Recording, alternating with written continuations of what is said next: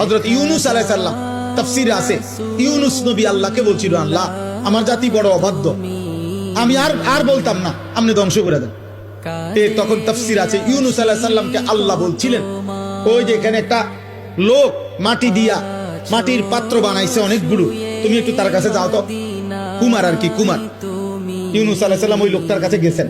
তা আল্লাহ বলছেন, ইউনূস ওই বেটারে শুধু একটা কথা বলো, যে সে যে এই মাটি দিয়ে মাটির পাতিল বানাইছে, এরকম তার হাতের বানানো একটি মাটির পাতিল ভেঙে ফেলতে বলো, তারে ভাঙ্গে লাইতে। ইউনূস আলাইহিস সালাম বলছে, হে ভাই, আপনি আপনার বানানো এই মাটির পাতিল থেকে একটি পাতিল ভেঙে ফেলেন।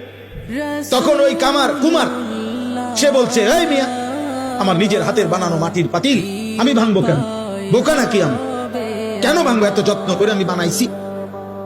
আল্লাহর কসম, ইউনূস আলাইহিস সালামকে আল্লাহ তাআলা তখন ডাক দিয়ে বললেন, ইউনূস, মাটির পাতিল যে বানায়, এমন এক মানুষ যদি এক সাধারণ মাটির পাতিল নিজের হাতে বানানো ভাঙতে না চায়, আমি যারে মায়ের পেটে 9 মাস রেখে নিজের হাতে সাজাইছিলাম, আমার দেওয়া চোখ নাক কান দিয়ে আমি বানাইছি যারে, আমার সেই বান্দাকে আমি কেমনে জাহান্নাম